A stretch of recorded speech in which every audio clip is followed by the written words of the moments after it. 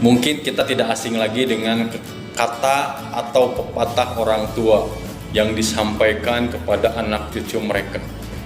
Pepatah itu dijadikan sebuah acuan, ya, bagaimana kehidupan, perkembangan zaman, bagaimana kita menapaki kehidupan.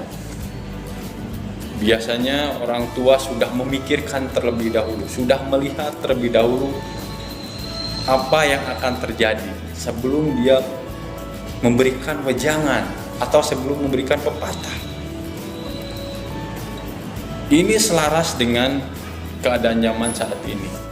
Di zaman ini, anak sudah mulai berani melawan orang tua, sudah mulai berani memarahi orang tua, bahkan sudah berani memukul orang tua. Padahal itu sangat diharamkan, baik dari seni tradisi yang ada di masyarakat maupun dari agama. Ini menjadi sudah kita anggap biasa. Kenapa? Karena menurut kita ini zamannya sudah beda. Ini tradisinya sudah berkembang. Padahal kita tidak mengerti seni tradisi yang ada pada zaman dahulu. Pepatah orang tua, walaupun sedikit tapi punya efek yang sangat luar biasa. Salah satu contohnya yang mungkin relevan di zaman saat ini. Abah dan emak tidak meminta kamu menjadi seorang ustadz, tidak meminta kamu menjadi seorang yang pintar, tidak meminta kamu menjadi seorang yang dipuja-puja.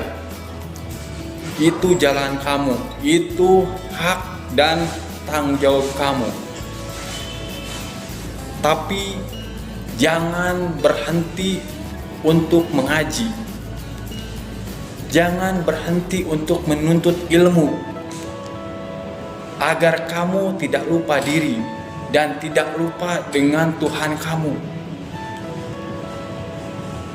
Kalau kita telaah, ini sangat berkaitan sekali dengan zaman saat ini. Mungkin dulu kita mendengar ini, itu cuma guyonan, itu cuma kata-kata biasa. Tapi saat ini kita menyaksikan sendiri, orang lupa dengan dirinya sendiri, orang lupa dengan Tuhannya, orang lupa dengan orang-orang di sekitarnya. Seakan kita bebas menjadi diri kita sendiri, tanpa ada aturan, tanpa ada yang mengikat. Padahal di situ sudah ada seni tradisi yang harus kita jaga, yang mengikat kita menjadi satu kesatuan. Agama yang mengikat kita kepada ketuhanan.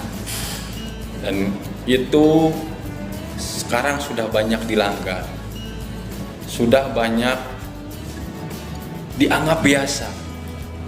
Seakan generasi kita ini tidak ada pondasi, baik tradisi kita maupun agama. Karena kita disibukkan dengan gadget kita, disibukkan dengan permainan, disibukkan dengan dunia maya, dunia nyata yang notabene kehidupan kita malah dianggap rumah kedua. Inilah yang menjadi semua orang miris gitu dengan melihat hal ini. Mungkin kita pun seperti itu gitu ya. Kita berusaha menjadikan generasi masa depan generasi yang lebih baik, generasi yang lebih cinta budaya, lebih cinta kepada agama, dan tentunya cinta tanah air.